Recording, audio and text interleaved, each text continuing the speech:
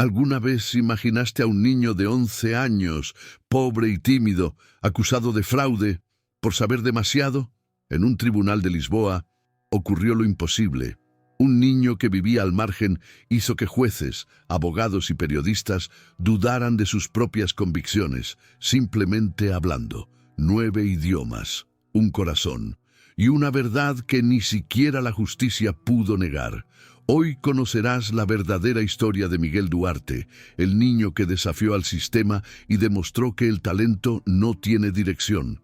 Si te gustan las historias que el mundo casi ha ocultado, suscríbete ahora, dale a me gusta y comenta desde dónde las ves, porque lo que viene a continuación te conmoverá de verdad.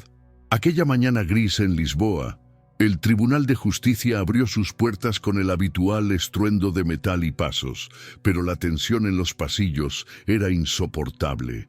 La plaza aún estaba húmeda, el viento de noviembre se filtraba por las grietas y la fila para el detector de metales avanzaba a trompicones. Las secretarias cargaban montones de expedientes, los fotógrafos probaban sus flashes, los agentes les hacían señas para que avanzaran. La agenda decía fraude académico, pero el caso tenía otro peso. Un niño de 11 años que escribía en 9 idiomas. Miguel llegó con ropa sencilla y zapatos desgastados, agarrando una libreta amarillenta como si sostuviera un carné de identidad. Miraba al suelo, contando las baldosas agrietadas, respirando con dificultad para no llamar la atención. Afuera, doña Teresa, su madre, rezaba en un susurro casi sin voz, con los dedos temblorosos sobre un rosario desgastado. Cualquiera que pasara junto a ella se daba la vuelta, como si la pobreza fuera un ruido que interrumpiera la jornada laboral. La jueza Elena Vasconcelos caminaba por el vestíbulo con su habitual aplomo, el pelo recogido, su abrigo oscuro, nada fuera de lugar. Por fuera, disciplina. Por dentro, un espacio que había mantenido cerrado desde el accidente de su hijo. 3 años contados en minutos. Silencio.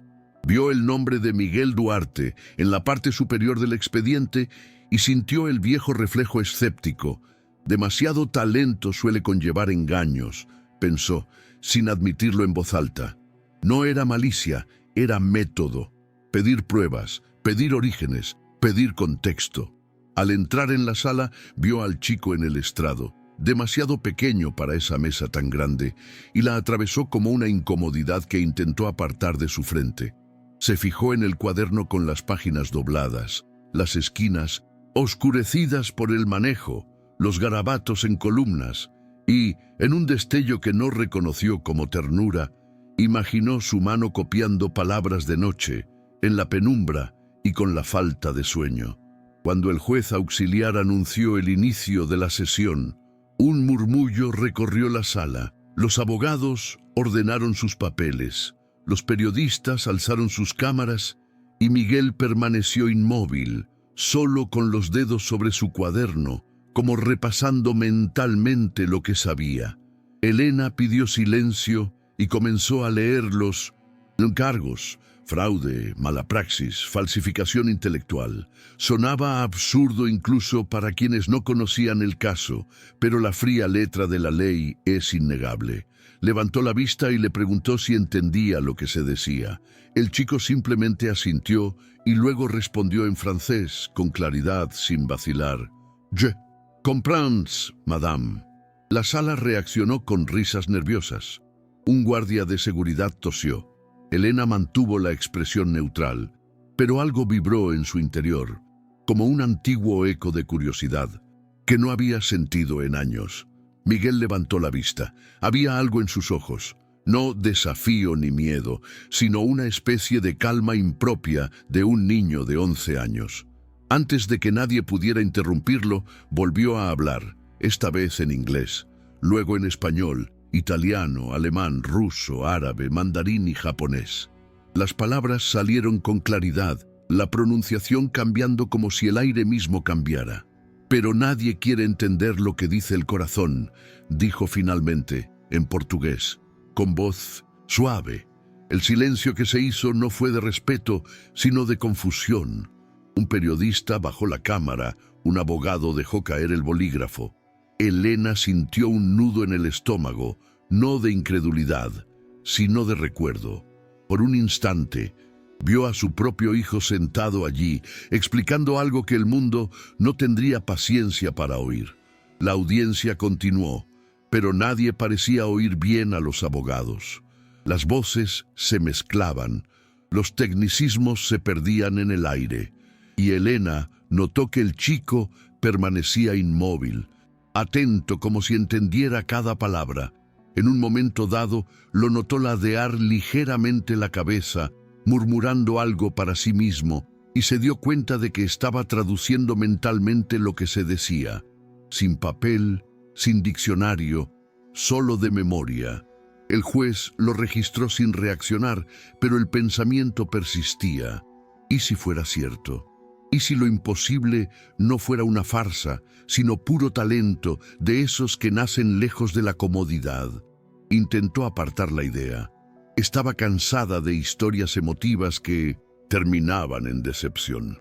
Pero algo en Miguel no parecía artificial. Había demasiada verdad en sus gestos sencillos. Durante un descanso, Elena recibió discretamente el informe de la investigación del colegio privado que lo había denunciado. Es imposible que un chico de la periferia domine 9 idiomas sin acceso digital, decía. La frase la inquietó más de lo que admitía. Recordó su infancia en Coimbra, las bibliotecas, los profesores, el piano caro, las oportunidades siempre a su alcance. Y ahora, ante ella, un chico que estudiaba con trozos de papel. Al salir del aula, se cruzó con doña Teresa en el pasillo. La mujer aferraba su rosario con fuerza, con los ojos llorosos, pero no se atrevió a hablar. Elena notó la similitud con tantas madres que esperaban afuera, siempre afuera, y fue en ese momento, sin decir nada, que algo en su interior empezó a resquebrajarse. Al regresar del recreo, el aire en la sala era más pesado, como si la curiosidad se hubiera convertido en desconfianza colectiva. Elena notó el cambio en la respiración del niño, superficial pero controlada, como si hubiera aprendido a calmarse. Apoyó su cuaderno en el regazo y mantuvo los pulgares en los bordes, creando un peso simbólico para evitar que la página se moviera. La fiscalía reforzó el argumento de la improbabilidad estadística y mostró capturas de pantalla de ejemplos de ensayos supuestamente imposibles para su edad. Elena miró, tomó notas y al mismo tiempo observó detalles que no encajan en los informes, cómo Miguel ajustaba la columna para oír mejor, cómo cerraba los ojos un segundo antes de cambiar de idioma mentalmente, cómo repetía mentalmente palabras que no se traducían perfectamente. De fondo, un periodista hizo un comentario en voz baja que sonó a burla. Miguel lo oyó y tensó la mandíbula, no por orgullo herido, sino porque reconoció el acento y la entonación que ridiculizaban a su barrio. Elena sintió la punzada como si fuera suya, pidió una marca de tiempo, exigió la integridad del material presentado y en un gesto inusual pidió que le permitieran a Miguel acceder a su cuaderno. Sabía que quitárselo sería como pedirle a un nadador que cruzara un río sin brazos. El público reanudó su ritmo técnico, pero bajo la liturgia se percibía un nuevo pulso.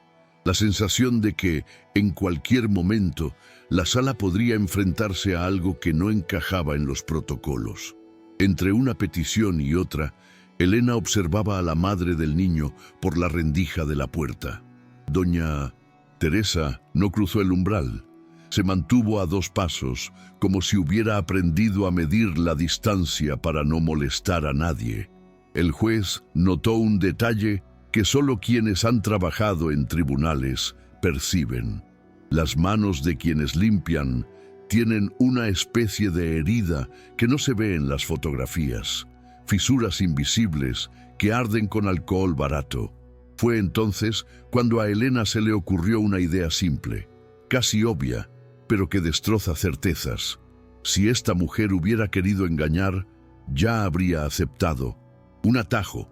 Quienes viven al margen del sistema aprenden pronto a decir sí a lo que facilita la vida, y aquí no había atajo.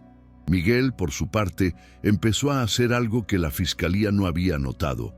Anotaba pequeños símbolos en la esquina de la página, bocetos que eran más ritmo que contenido, secuencias de sonidos, órdenes de articulación, como si calentara la boca sin mover los labios.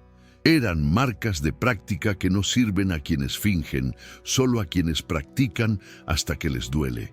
Elena volvió a pedir silencio. Respiró hondo y decidió que antes de que terminara el día necesitaba un gesto concreto. Una prueba que no humillara al chico, pero que fuera indiscutible.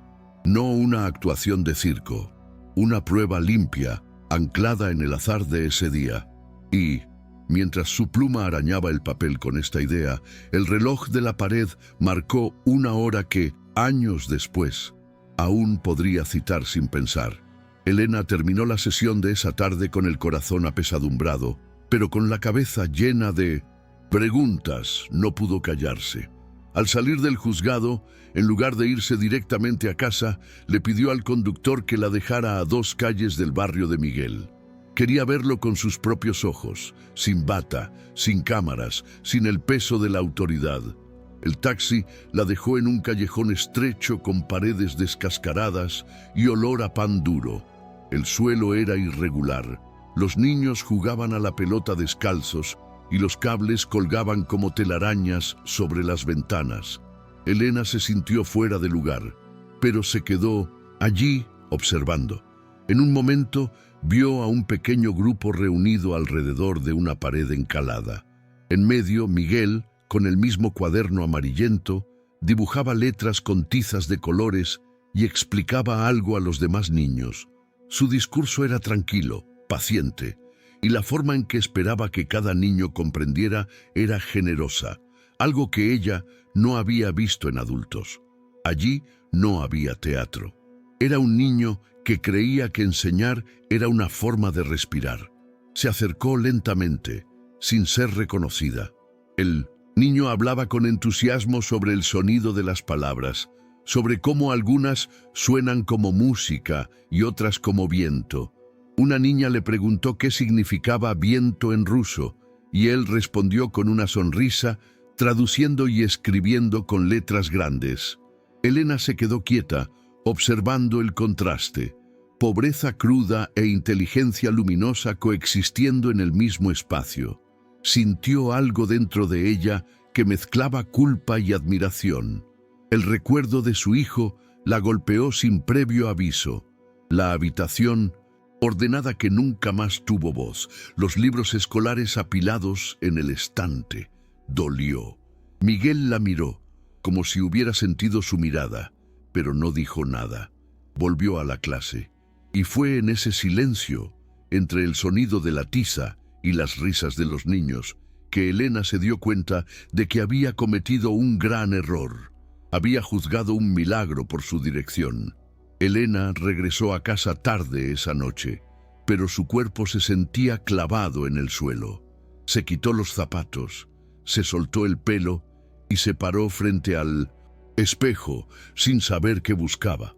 Su rostro era el mismo de siempre, pero su mirada ya no obedecía.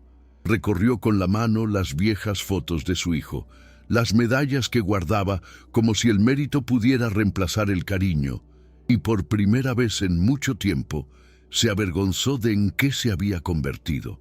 Una mujer que creía en los exámenes, pero no en las personas. Durmió mal, soñó con el sonido de la tiza rascándose en la pared y despertó antes del amanecer con la decisión tomada. En el juzgado, solicitó acceso a los materiales incautados por la escuela, los textos originales de los exámenes, los archivos escaneados, los manuscritos. Pasó toda la mañana comparando caligrafías, observando pausas, márgenes, la forma de escribir ciertos acentos. Descubrió algo que nadie más había notado. Miguel cometía los mismos errores en todos los idiomas. la misma curva torcida en la R, el mismo espaciado entre palabras. Fue un error humano, no un error de imitación. Y ese detalle, tan simple, la hizo sonreír para sí misma, una sonrisa que mezclaba alivio e incredulidad. Esa tarde llamó discretamente a un lingüista que conocía de la universidad. Le pidió que analizara el material sin revelar su origen. El hombre quedó impresionado, diciendo que nunca había visto una mente tan plástica en un niño, y preguntó si se trataba de algún tipo de experimento pedagógico. Elena simplemente respondió: «Es alguien que el sistema no podía ver». Cuando se fue, se quedó sola en la sala, mirando por la ventana de la sala, observando a doña Teresa barriendo el patio de abajo, sin saber que estaba limpiando el mismo piso donde se decidiría el destino de su hijo. Por un momento, Elena sintió unas ganas incontenibles de bajar y hablar con ella, pero se paralizó. El orgullo seguía siendo una especie de armadura. Aún así, tomó una decisión práctica. Programaría una nueva audiencia, y esta vez, el chico tendría derecho a demostrar lo que sabía delante de todos, sin presiones, sin trucos. Una prueba limpia y pública que acallaría cualquier duda. El día de la nueva audiencia amaneció con el mismo frío gris de siempre, pero dentro de la sala se respiraba una inquietud distinta, como si todos esperaran un espectáculo en lugar de una sesión judicial. Miguel llegó temprano, aferrado a su cuaderno y una bolsa de papel llena de lápices y hojas sueltas. Doña Teresa caminaba nerviosa a su lado, mirando a su alrededor como si cualquiera pudiera llevárselo. Elena los observó de lejos antes de entrar en la sala y sintió que se le aceleraba el corazón. Ese niño, de manos diminutas y zapatos sucios, poseía una dignidad silenciosa que no lograba ubicar en el expediente. Al comenzar la sesión, el fiscal explicó que la prueba sería sencilla. Miguel traduciría e interpretaría fragmentos aleatorios de documentos presentados en diferentes idiomas, sin tiempo de preparación, solo para demostrar si realmente domina lo que dice dominar, comentó con sarcasmo. El público rió entre dientes. Elena intervino con firmeza. «Respeten al acusado. Hoy todos los presentes serán evaluados». La declaración silenció la sala. Miguel se puso de pie. Los papeles empezaron a circular. Contratos en inglés legal, artículos de prensa en alemán, fragmentos de poesía japonesa, artículos científicos en ruso. Leía con calma, sin prisas, como si también tradujera el silencio. Mientras hablaba, los murmullos cesaban. Su dicción cambió. El ritmo de su respiración se adaptó al lenguaje y la naturalidad de sus gestos disipó cualquier sospecha de ensayo. Cuando terminó el primer texto, el abogado de la escuela intentó interrumpirlo. Puede que haya memorizado estos pasajes. Elena lo interrumpió sin siquiera pensarlo. Entonces, elige al azar. Le entregaron un panfleto en árabe, luego un billete turístico en italiano e incluso un artículo de economía en japonés impreso al instante. Miguel lo tradujo todo, explicando matices y contextos que ni siquiera los expertos habían entendido. Toda la sala contuvo la respiración. Elena sintió que le picaban los ojos, pero mantuvo un tono neutral. La verdad prevaleció sin necesidad de discursos. A medida que el niño continuaba, la atmósfera de la sala cambió por completo. Los periodistas bajaron las cámaras, los abogados dejaron de susurrar e incluso el sonido de pasos en el pasillo parecía lejano. El niño de 11 años hablaba con una serenidad casi sagrada, como si el idioma fuera una extensión de la respiración. Con cada traducción, miraba al juez con silencioso respeto, no por miedo, sino por reconocimiento. Era como decir, solo necesitaba que alguien me escuchara. Elena lo comprendió al instante, y el nudo que sentía en la garganta desde el accidente de su hijo pareció, por un instante, disolverse.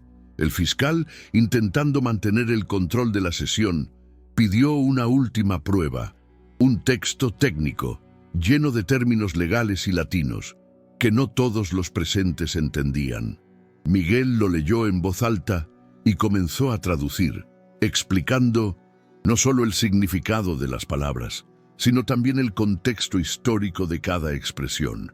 Incluso corrigió con delicadeza al abogado cuando tradujo mal una frase. Toda la sala rió, pero esta vez la risa fue de asombro y respeto. Elena sintió una oleada de calor que le recorría el cuerpo. No era pura emoción, era el recuerdo de algo olvidado, la fe en la gente. Por primera vez en años, se permitió sentir orgullo por alguien a quien no conocía, orgullo genuino, sin calcular. Cuando Miguel terminó, puso las manos sobre su cuaderno y esperó, sin pedir aplausos, sin levantar la cabeza. El silencio duró más de un minuto, y en ese intervalo, el tiempo pareció detenerse. Elena lo miró y vio a su propio hijo, no por su parecido físico, sino por la pureza de su entrega.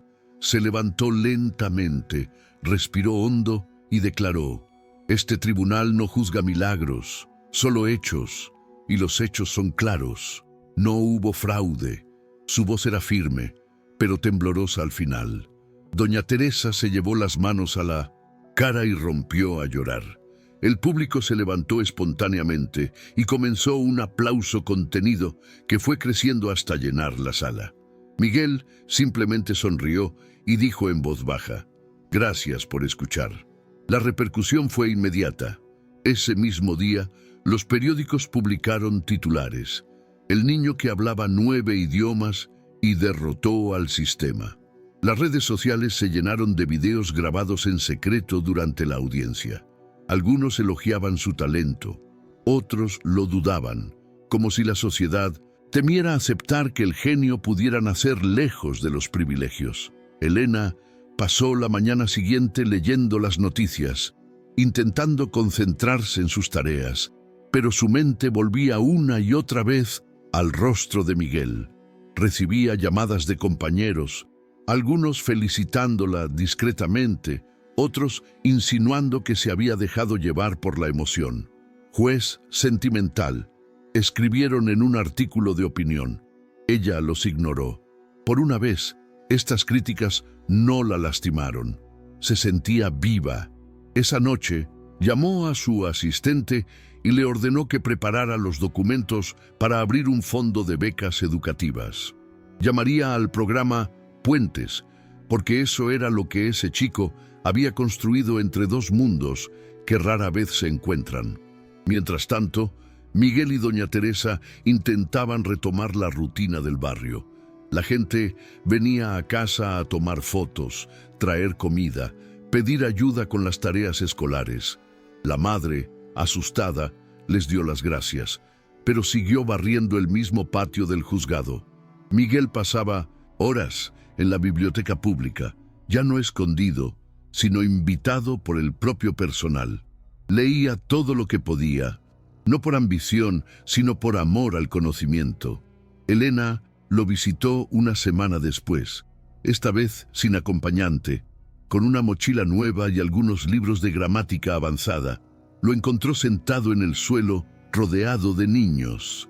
Al verla, sonrió con la misma calma de antes y simplemente dijo: «Afuera llueve, pero aquí dentro siempre es verano». Elena rió, sin entender bien por qué esa frase la conmovió tanto. Quizás porque finalmente comprendió que algunas personas nacieron para traducir el mundo, no con palabras, sino con el corazón. Con el tiempo, el caso empezó a generar debate en universidades y programas de televisión. Los expertos debatían si Miguel era un prodigio lingüístico o si su habilidad se explicaba únicamente por la práctica. Elena observaba desde la distancia, sin buscar protagonismo. Sabía que, para él, nada de eso importaba. Lo que realmente lo conmovía era el placer de comprender el mundo y de ver a su madre sonreír al oírlo pronunciar palabras que ni siquiera imaginaba que existieran. Un día, mientras rellenaba papeles en su oficina, Elena recibió una carta manuscrita con una caligrafía infantil pero firme. Era de Miguel. Decía: aprender es como barrer el suelo. Cada día descubres la parte que aún está sucia. La leyó una y otra vez, con una mezcla de orgullo y melancolía. Guardó la carta en el mismo cajón donde antes guardaba los recuerdos de su hijo, y por primera vez esos recuerdos no le dolieron, solo la reconfortaron. En las semanas siguientes, Elena se propuso visitar el barrio con más frecuencia. Se escabullía por los callejones, vestida con sencillez, observando cómo Miguel se había convertido en una especie de faro para otros niños. El ayuntamiento había mandado pintura nueva y la pared donde daba clases estaba ahora cubierta de frases en varios idiomas.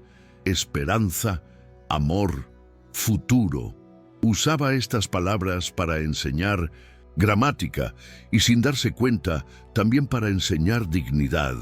Elena se quedó quieta un rato, viéndolo explicar un verbo difícil a una niña más pequeña, y sintió algo que no había sentido en años: paz.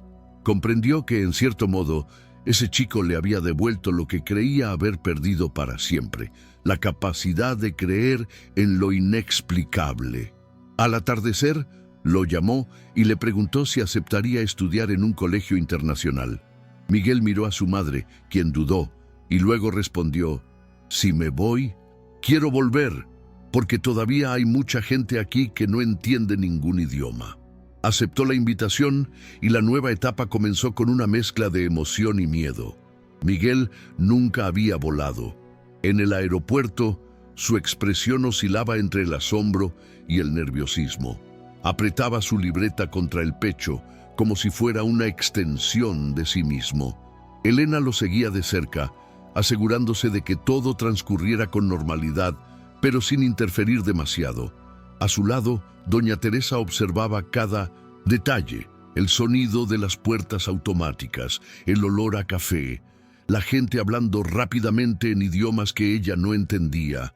Antes de embarcar, Elena oyó a su esposa susurrar: siempre soñó con el cielo, doctor, pero nunca pensé que volaría. La frase resonó en su cabeza durante todo el vuelo a Ginebra, donde se ubicaba la nueva escuela. Miguel pasó todo el viaje mirando por la ventana, fascinado por las nubes. En un momento dado, cogió un bolígrafo y escribió en su libreta: las nubes no hablan, pero parecen entender todos los idiomas. Elena leyó con discreción y comprendió que este chico aún le enseñaría mucho sobre el silencio. Los primeros días en el colegio internacional fueron difíciles. Miguel era el único estudiante de origen humilde y con un marcado acento portugués. Algunos compañeros lo miraban con curiosidad, otros con superioridad. Sin embargo, solo la primera clase de lingüística les dio la razón.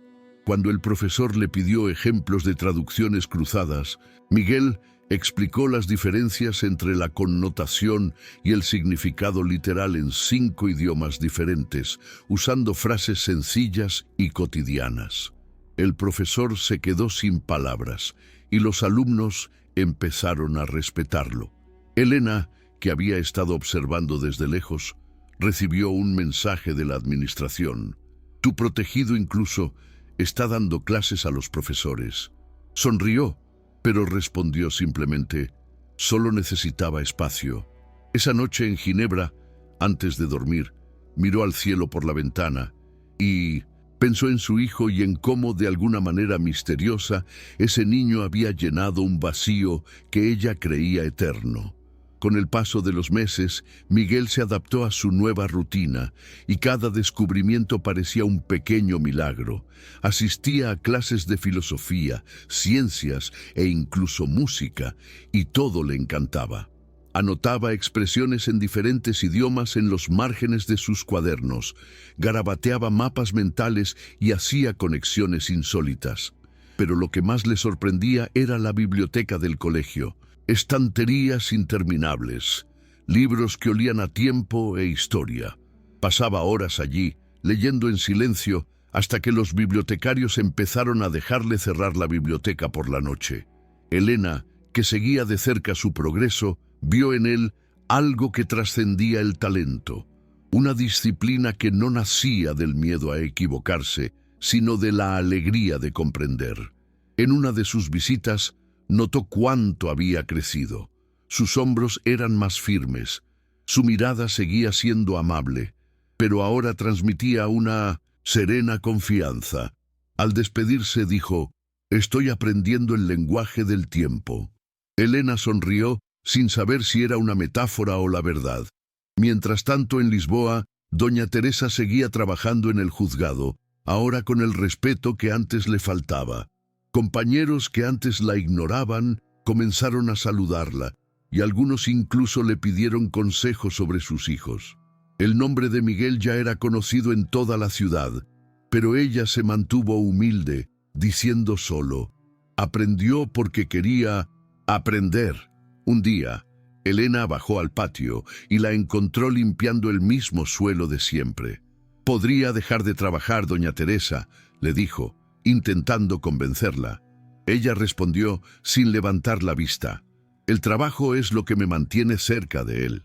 Aquí es donde empezó». Esto conmovió a Elena más de lo que esperaba. Regresó a su oficina y comenzó a pensar que tal vez había una fuerza mayor que conectaba a estas personas, una red invisible que el destino tejió con manos sencillas. Un día, hacia el final del semestre, Miguel recibió una tarea especial: preparar una presentación sobre comunicación humana. Pasó semanas estudiando, escuchando audios en varios idiomas y observando cómo las personas se entendían o no, incluso hablando el mismo idioma. Cuando llegó el día de la presentación, la sala estaba llena. El chico dejó su cuaderno sobre la mesa y empezó a hablar en francés. Luego cambió al inglés, mandarín, árabe y portugués, alternando con naturalidad entre ellos. Pero lo más impresionante fue lo que dijo al final. Algunos piensan que saber muchos idiomas significa poder hablar con todo el mundo. Yo creo que es aprender a escuchar sin necesidad de palabras. El silencio posterior fue absoluto. El profesor, visiblemente conmovido, envió un informe a la administración recomendando que la presentación se realizara en una conferencia internacional de jóvenes. Elena recibió la noticia y lloró en silencio. No por orgullo, sino porque por primera vez comprendió lo que Miguel había querido decir desde el principio. Su don no era hablar, sino hacer sentir a la gente. Esa misma semana, Elena decidió expandir el programa Pontes. Usó su influencia para reunir a empresarios y jueces dispuestos a invertir en la educación de niños de bajos recursos. Creó becas, programas de intercambio y talleres comunitarios. Llamó al proyecto Aula do Amanhã, Aula del Mañana, en honor al muro donde había visto enseñar a Miguel. En las reuniones se mantenía firme, pero su tono había cambiado. Ya no hablaba con arrogancia, sino con esperanza. Un periodista le preguntó qué la motivaba y ella respondió: «Porque nadie debe ser juzgado antes de ser escuchado». Volvió a ser noticia, pero esta vez no le importó. Sabía que la verdadera transformación no ocurre cuando el mundo cambia, sino cuando alguien decide ver las cosas de otra manera. A medida que el programa crecía, Elena y Miguel se mantuvieron en contacto constante por cartas y videollamadas. Él le contaba sobre sus colegas, los idiomas que estaba aprendiendo, los miedos que aún albergaba, y a veces le hacía preguntas sencillas como: ¿por qué algunas personas solo escuchan después de que les gritan? Elena respondía con la franqueza que antes evitaba: porque es más fácil protegerse que comprender. Estos intercambios se convirtieron en el momento más brillante de su vida. La sala del tribunal, antes un espacio frío, ahora se sentía menos agobiante. Algunos colegas comenzaron a imitarla solicitando visitas sociales, intentando ver a los acusados como personas. Ella percibió el cambio y sonrió discretamente, como quien planta algo y lo ve crecer sin armar jaleo. Un día, Elena recibió un sobre de ginebra. Dentro Había una foto de Miguel frente a la sede de las Naciones Unidas con una credencial de estudiante invitado. En el reverso había escrito: «El mundo es demasiado grande para caber en un solo idioma». La conmovió profundamente. Contempló la imagen durante largos minutos, recordando la primera vez que lo vio, pequeño, encogido de miedo ante abogados con corbata, intentando demostrar que merecía ser creído. El contraste era marcado.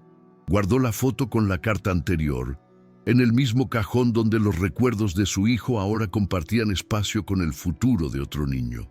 Esa noche salió a caminar por las calles vacías de Lisboa. El viento frío le azotó la cara, pero había una nueva calidez en su interior. La clase de paz que solo llega cuando alguien cumple un rol que ni siquiera sabía que tenía. Los años siguientes consolidaron lo que antes parecía improbable. El nombre de Miguel empezó a aparecer en conferencias, reportajes e incluso documentales sobre educación.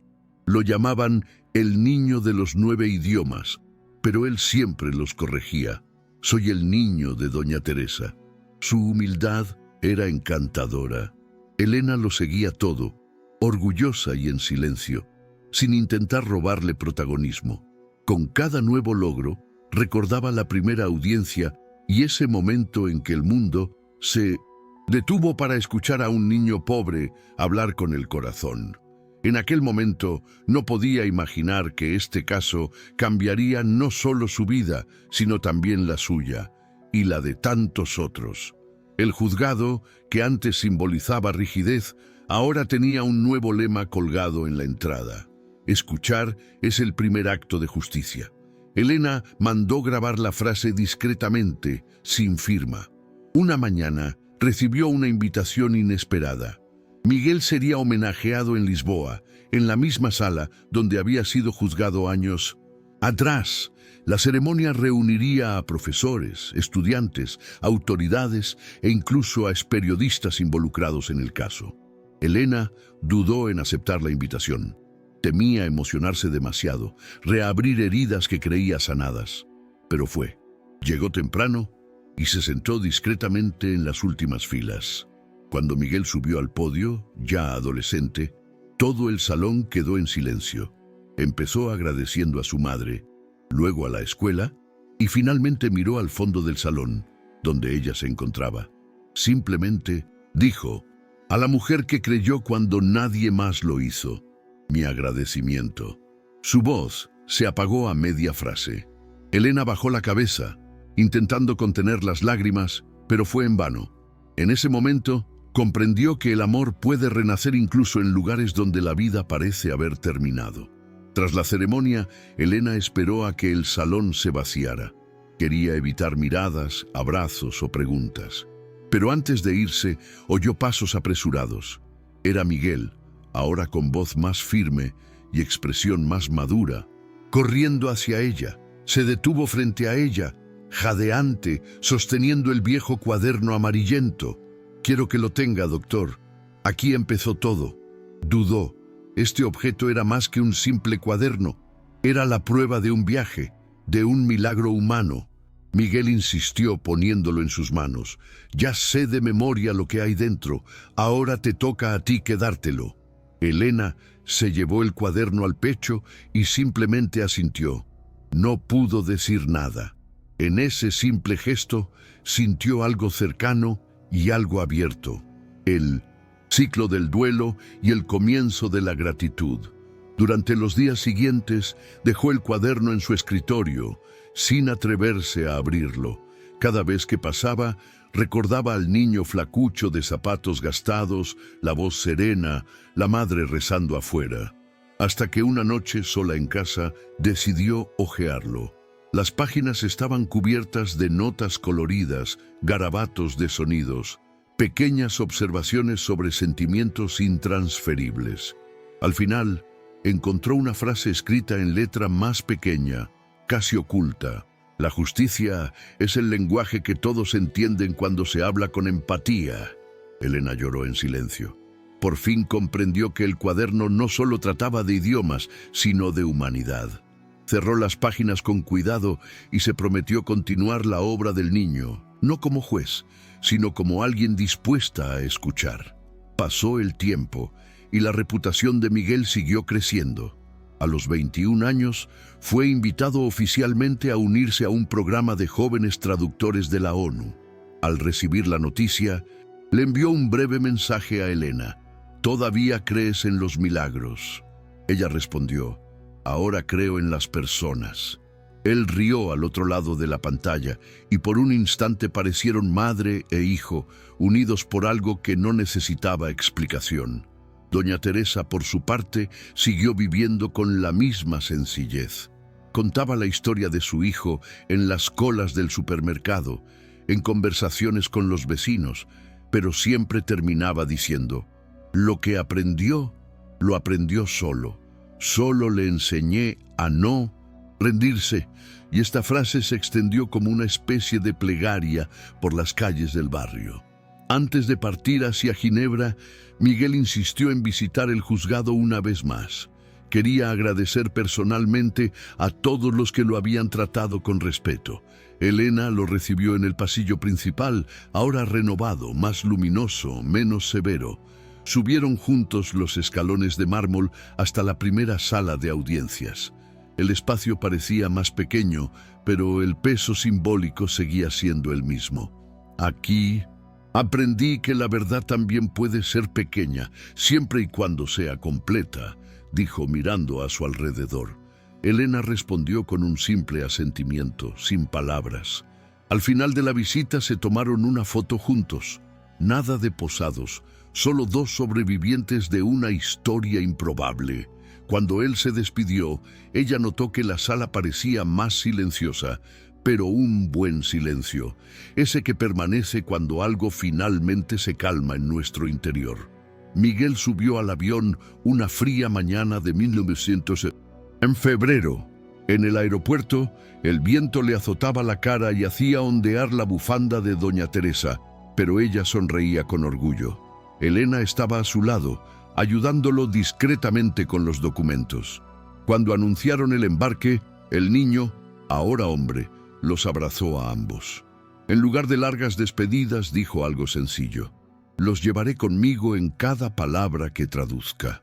Elena contuvo las lágrimas y Doña Teresa respondió con el mismo tono tranquilo de siempre: «Ve, hijo mío, el mundo necesita oírte». Subió las escaleras del avión sin mirar atrás, quizá temiendo no poder irse si lo hacía. Los dos permanecieron uno junto al otro en la pista, viendo cómo el avión desaparecía entre las nubes. Cuando el ruido se apagó, Elena respiró hondo y comprendió que nunca volvería a ser la misma. En Ginebra, Miguel se adaptó rápidamente. El trabajo era intenso, lleno de formalidades, pero aportaba ligereza al ambiente. No usaba auriculares como otros traductores. Prefería sentir el sonido directamente, como si necesitara escuchar con el alma. Pronto, sus colegas empezaron a llamarlo el traductor que sonríe, porque incluso en las conferencias más tensas mantenía una expresión tranquila, casi pacífica. En su tiempo libre, se ofrecía como voluntario para enseñar a los refugiados recién llegados frases básicas para que pudieran pedir comida, refugio y ayuda. Decía que aprender una palabra nueva era como encender una luz en uno mismo. Elena lo seguía todo desde lejos, ya jubilada, pero siempre recibiendo noticias. A veces se preguntaba si el destino la había puesto en su camino o al revés, y en el fondo sabía que no importaba, porque algunos encuentros no son casualidades, son respuestas. Con el paso de los años, la obra de Miguel adquirió relevancia mundial.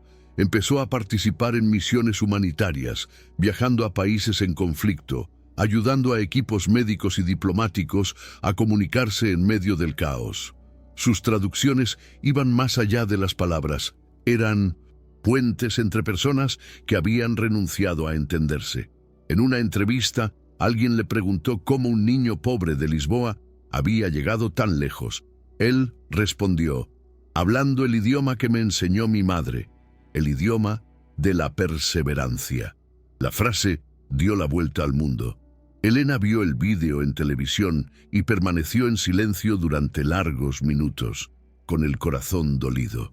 No era orgullo, era algo más profundo, un reconocimiento silencioso de que este niño había dado sentido a la vida de muchas personas, incluida la suya. Una mañana, ya jubilada, Elena paseaba por el paseo marítimo de Lisboa cuando vio a un grupo de estudiantes con mochilas del programa Pontes. Se detuvo a observarlos y se dio cuenta de que el proyecto, que había comenzado con casi ningún recurso, se estaba expandiendo por todo el país. Niños de barrios periféricos aprendían idiomas, tocaban instrumentos y soñaban con estudiar en el extranjero. Se acercó lentamente y oyó a una chica decirle a otra: ¿Sabías que fue una jueza quien empezó todo esto? La otra respondió: debe ser alguien muy seria.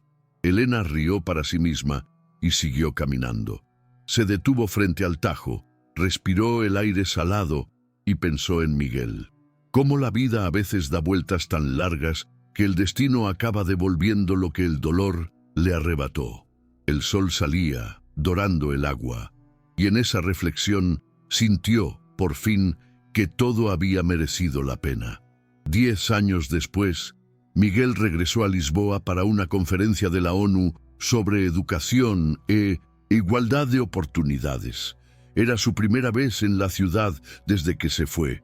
El aeropuerto era diferente, pero el olor del aire, el sonido de la gente hablando portugués apresurado, todo lo hacía sentir como en casa. En el hotel recibió un sobre con el sello del tribunal. Era una invitación personal de Elena a una pequeña cena, solo ellos dos y doña Teresa. El encuentro tuvo lugar en una casa antigua cerca de Chiado, con grandes ventanales y una luz tenue. Doña Teresa preparó arroz al horno, el plato favorito de Miguel, y el ambiente era de reunión familiar. Entre risas y recuerdos, Elena explicó que el programa Pontes ya había llevado a más de 800 niños a la universidad.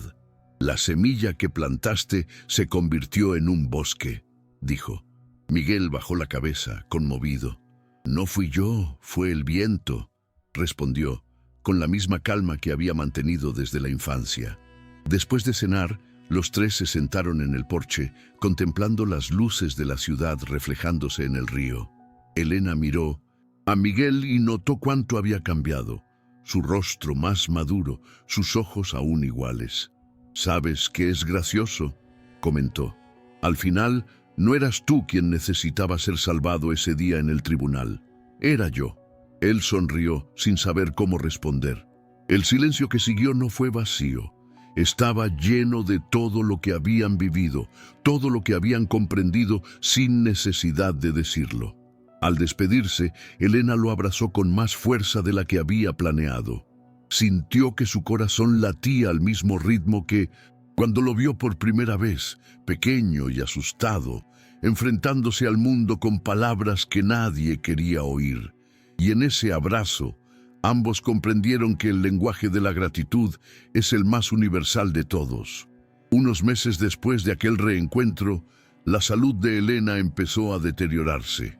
Años de trabajo y una prolongada soledad empezaron a pasarle factura. Rara vez hablaba de ello, pero Miguel lo notaba en el tono de sus mensajes. Respuestas cortas, largas pausas, silencios que decían más que cualquier frase. Una tarde, la llamó desde Ginebra y le preguntó si estaba bien. «Estoy cansada, pero tranquila», respondió ella. «Sabes, a veces creo que he vivido 2 vidas, una antes de ti y otra después». Miguel guardó silencio, con los ojos llenos de lágrimas. Simplemente dijo: «Entonces la segunda valió por 2». Ella sonrió al otro lado, pero le tembló la voz al darle las gracias. Después de aquella llamada, Elena dejó una carta preparada, guardada en la libreta amarillenta, como si supiera que se acercaba el momento de cerrar el ciclo. Poco después llegó la noticia. Elena había fallecido mientras dormía, serena, sin dolor. El tribunal declaró luto oficial y todo el país recordó el caso que la había convertido en un símbolo de empatía y justicia. Miguel acudió apresuradamente al funeral. Durante la ceremonia, colocó el viejo cuaderno sobre el ataúd y leyó en voz baja el pasaje que ella había subrayado años atrás. La justicia es el lenguaje que todos entienden cuando se habla con empatía. Toda la sala se conmovió. Doña Teresa lloró en silencio, sosteniendo su mano. Al bajar el ataúd, el viento abrió las páginas del cuaderno, revelando viejas notas en varios idiomas, como si las palabras también se despidieran. Miguel respiró hondo, cerró las páginas y prometió continuar lo que ella había empezado. Ese día, comprendió que algunas personas no mueren, solo cambian de idioma. Los meses siguientes transcurrieron en un duelo silencioso. Miguel regresó a Ginebra, pero nada parecía igual. El estudio donde trabajaba se llenaba de voces y aún así sentía un vacío constante. Ese silencio que solo comprenden quienes han perdido una base. Guardaba su cuaderno en un estante alto cerca de su escritorio. A veces lo abría sin leer, solo para oler las páginas. Lo conectaba con el origen de todo: Lisboa, la corte, su madre rezando, la mujer que creía. En una de las conferencias, mientras traducía un discurso sobre derechos humanos, se le quebró la voz. Se disculpó y respiró hondo. Dijo al público en portugués: «Hay palabras que solo existen porque alguien creyó que valía la pena decirlas». Nadie lo entendió de inmediato, pero el respetuoso silencio que siguió fue respuesta suficiente. Doña Teresa, ya mayor, recibía cartas e invitaciones de todas partes. Siempre que podía, viajaba para asistir a las conferencias de su hijo. Su orgullo era evidente, pero su humildad seguía intacta. En una entrevista, le preguntaron qué pensaba al ver a Miguel en el escenario de las Naciones Unidas. Respondió con la serenidad de quien ha aprendido a vivir sin prisas. «Simplemente doy gracias a Dios por dejar que la justicia entrara en nuestra casa». La frase resonó en periódicos y redes sociales, pero ella nunca la leyó. Dijo que no le hacía falta, le bastaba con saber que su hijo estaba a salvo. Miguel, al ver la grabación, lloró en silencio. Comprendió que, por muy lejos que estuviera, todo lo que realmente importaba permanecía en esas sencillas calles de Lisboa, donde un día aprendió que la dignidad no depende de la dirección. Años después, Miguel fue invitado a hablar en la Asamblea General de la ONU. El auditorio estaba abarrotado. Líderes de países, periodistas, traductores, diplomáticos. Al subir al podio, sostenía el mismo cuaderno amarillento desgastado por el tiempo. Las cámaras lo enfocaban y el mundo entero esperaba escuchar a este niño de 9 idiomas que había desafiado al sistema. Empezó a hablar en portugués, con voz firme y pausada. «He aprendido 9 idiomas, pero ninguno es más poderoso que la empatía». Luego pasó al inglés, francés, árabe y japonés, diciendo en cada uno: «Comprender al otro es el primer paso para cambiar el mundo». El público lo ovacionó de pie. Muchos no conocían toda la historia, pero sintieron el peso de sus palabras. Entre las luces del escenario y el bullicio del público, Miguel tuvo una breve reflexión. Si Elena estuviera allí, estaría sonriendo, no por su éxito, sino porque finalmente había aprendido el idioma más difícil de todos: el perdón. Al final de la ceremonia recibió un honor especial, un premio otorgado a personas que han dedicado su vida a la inclusión y la educación. Sostuvo el trofeo con ambas manos y dijo algo que quedó grabado en las transmisiones: «No nací para demostrar que los pobres también pueden. Nací para demostrar que cada ser humano tiene algo que merece ser escuchado». La frase cruzó océanos. En Brasil, Angola, Portugal, en docenas de países, las escuelas Transmitieron el discurso para inspirar a los estudiantes. Doña Teresa lo vio desde su casa, sentada en su sillón con un pañuelo en el regazo. Lloró y sonrió al mismo tiempo. Luego miró al cielo y murmuró: «Lo logró, doctor». Y por un momento pareció que el viento soplaba en respuesta. Tras ese discurso, Miguel se convirtió en un líder mundial en programas de educación humanitaria. Pasó meses viajando, participando en conferencias, ayudando a crear proyectos en zonas de guerra y enseñando a jóvenes a comunicarse a través de barreras culturales.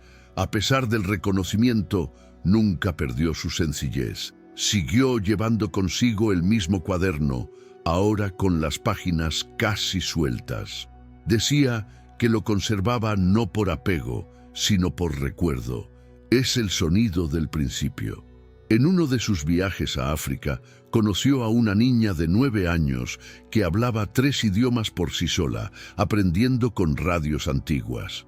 Su historia lo conmovió tanto que decidió pagar su educación y, sin darse cuenta, estaba repitiendo el gesto de Elena. Ese día comprendió que el ciclo se mantenía vivo. Cuando alguien cree de verdad, crea a otros que también creen. A lo largo de los años, Lisboa lo honró con premios y estatuillas, pero él los rechazó casi todos. Solo aceptó uno: el cambio de nombre del antiguo juzgado, ahora llamado Palacio de Justicia Elena Vasconcelos. En la inauguración pronunció un breve discurso. Dijo: «Aquí fui juzgado por la lógica, pero absuelto por la empatía. Que este lugar nunca más confunda la pobreza con la mentira». El público lo ovacionó de pie y entre los aplausos imaginó su voz diciendo: «Ahora estás listo». Al salir del edificio, miró al cielo gris y respiró hondo. El viento olía igual que cuando era niño. El olor de las mañanas frías, las manos de su madre, la esperanza polvorienta. Por un instante cerró los ojos y escuchó, en lo más profundo de su ser, los 9 idiomas que lo habitaban unidos en una sola palabra: gratitud. Tras la ceremonia, Miguel caminó solo por las antiguas calles de Lisboa. La ciudad había cambiado, pero reconocía los olores, los sonidos, las aceras desgastadas. Se detuvo frente al viejo edificio donde vivía con su madre, ahora renovado, con paredes coloridas y un pequeño letrero que decía: «Biblioteca Comunitaria Miguel Duarte». Sonrió al ver a los niños ir y venir con libros en la mano, algunos riendo, otros discutiendo palabras difíciles. Dentro se conservaba la misma pared donde una vez escribió con tiza, y en letras grandes se leía: «Quien sabe escuchar al viento entiende todos los idiomas». Pasó los dedos sobre la frase y cerró los ojos. Recordó a Elena, a Doña Teresa y todos los días en que el mundo parecía demasiado grande para un niño pequeño. Ese momento le hizo comprender que el tiempo no borra, solo traduce. Esa noche se alojó en una pequeña habitación en el centro de la ciudad. Desde la ventana veía las luces reflejándose en el río Tajo y pensó en cómo había comenzado todo en un tribunal plagado de desconfianza. Sacó su cuaderno y lo abrió por la última página, aún en blanco. Tomó un bolígrafo y escribió, sin pensarlo mucho: «La vida es una traducción continua entre lo que sentimos y lo que podemos decir». Cerró el cuaderno con cuidado y lo dejó sobre la mesa. Luego se sentó en la cama, dejó que el silencio llenara el espacio y sintió una paz inusual. No era euforia ni anhelo, era plenitud. Comprendió que tal vez nunca más necesitaría hablar 9 idiomas, porque en el fondo ya había aprendido el único que importaba, el de la humanidad. Al día siguiente, Miguel fue a visitar el cementerio donde yacía Elena. Llevó flores sencillas, recogidas por el camino, margaritas y lavanda, las mismas que ella solía dejar en la mesa de su oficina. El lugar estaba tranquilo, el viento era suave y caminó lentamente hacia la lápida. Se arrodilló y colocó las flores, abriendo su cuaderno sobre la piedra. Dijiste que la justicia era el lenguaje de la empatía. Creo que ahora lo entiendo, murmuró. Se quedó allí unos minutos, en absoluto silencio, escuchando simplemente el sonido del viento en los árboles. Luego leyó fragmentos de sus viejas notas, como si conversara con ella. Al terminar, sonrió y dijo en voz baja, traducción completa, y cerró el cuaderno con cuidado, como si cerrara un libro que aún vive entre sus páginas. Al levantarse, vio a un niño a pocos metros de distancia, observándolo con curiosidad. Era un niño delgado, vestido con sencillez, con una mirada similar a la que había tenido años atrás. El niño le preguntó si el libro era suyo. Miguel respondió, «Es de todos los creyentes».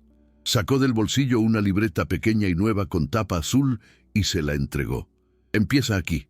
Escribe lo que quieras». El niño sonrió y corrió hacia la verja sin mirar atrás. Miguel lo vio desaparecer calle abajo, y en ese instante se dio cuenta de que Elena seguía allí, no en el frío suelo del cementerio, sino en cada gesto que seguía multiplicando la bondad. De vuelta en Minosinda casa, Miguel le contó a su madre sobre la visita. Doña Teresa escuchó en silencio, con las manos sobre el regazo, y simplemente dijo, «Estaría orgullosa de ti, hijo mío». Luego sirvió café y se sentaron a la mesa, recordando las cosas sencillas, el olor a sopa, el ruido del tranvía, las noches que había estudiado en la penumbra. El tiempo parecía haber retrocedido, pero sin el dolor. Miguel notó que su madre envejecía rápidamente.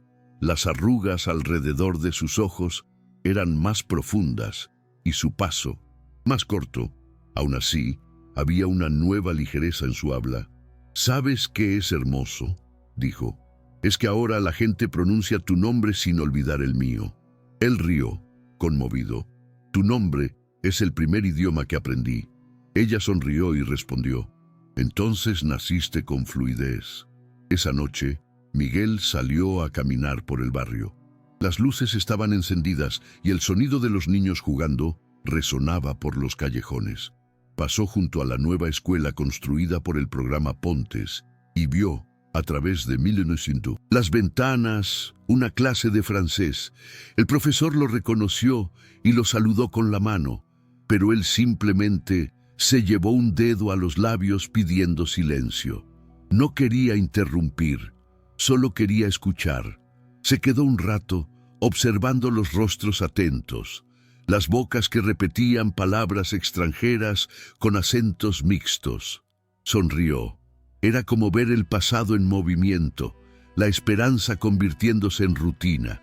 Cuando finalmente se alejó, el viento sopló por las calles estrechas y sintió como si oyera una voz antigua, tranquila, firme, que le decía, «Sigue adelante», y supo exactamente de quién era. Los años transcurrieron con la serenidad de quien ya ha cumplido su destino. Miguel continuó trabajando en la ONU, pero comenzó a dedicar parte de su tiempo a escribir un libro sobre el lenguaje y la empatía. Lo llamó El sonido del silencio, y en él contaba historias de personas que habían aprendido a comunicarse sin palabras, madres con niños sordos, refugiados que desarrollaron sus propios gestos, ancianos que simplemente necesitaban a alguien que los escuchara con paciencia. Cuando se publicó, el libro se convirtió en un éxito mundial. Sin embargo, lo que más le conmovió fue una carta anónima que recibió poco después.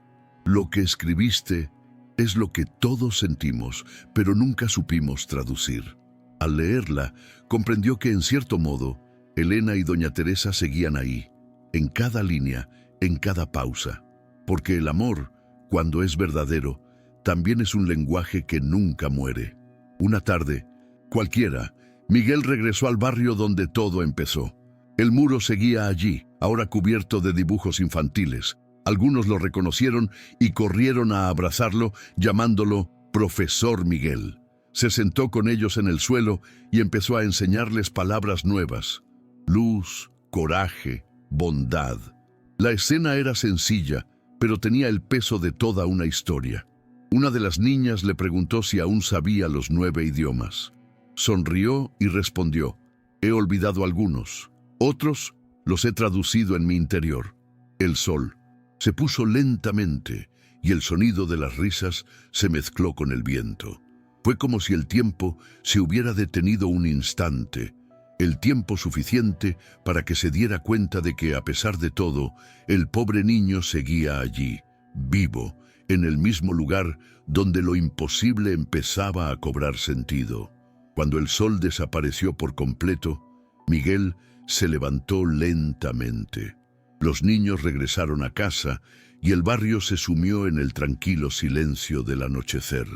Miró a su alrededor y se dio cuenta de que cada pared, cada ventana, cada sonido lejano guardaba un recuerdo de lo que había sido.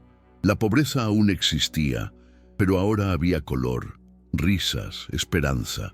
Caminó hasta la esquina donde su madre solía esperarlo y se detuvo un momento, viendo cómo el cielo se oscurecía.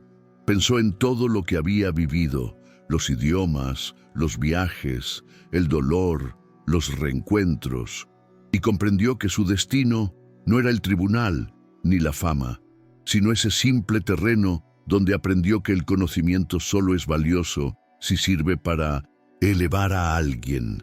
Sonrió para sí mismo, con el mismo gesto de niño, y siguió caminando sin prisa, como quien por fin entiende el lenguaje del tiempo.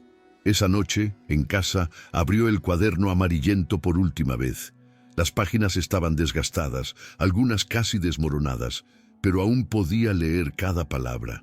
Tomó un bolígrafo azul y escribió la última frase, llenando el espacio restante. La verdad no necesita ser traducida, solo necesita ser sentida. Cerró el cuaderno y lo dejó sobre la mesa, junto a una foto de Elena y su madre. Luego apagó la luz, dejó la ventana abierta y escuchó el viento soplar suavemente, como una voz antigua que decía buenas noches en todos los idiomas.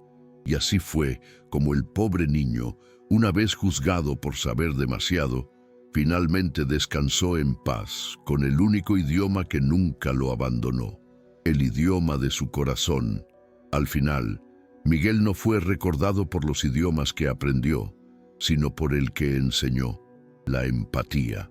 Una jueza redescubrió la humanidad que había perdido, y un país entero descubrió que el genio puede nacer del silencio de la pobreza. ¿Y tú crees que el don de una persona puede cambiar el destino de todo un sistema? Si esta historia te conmovió, dale a me gusta al video, suscríbete al canal, activa la campanita y compártela con alguien que necesite escucharla hoy. Porque a veces, para cambiar el mundo basta con alguien dispuesto a escuchar. Nos vemos la próxima vez, cuando profundicemos en las historias que la vida casi dejó atrás.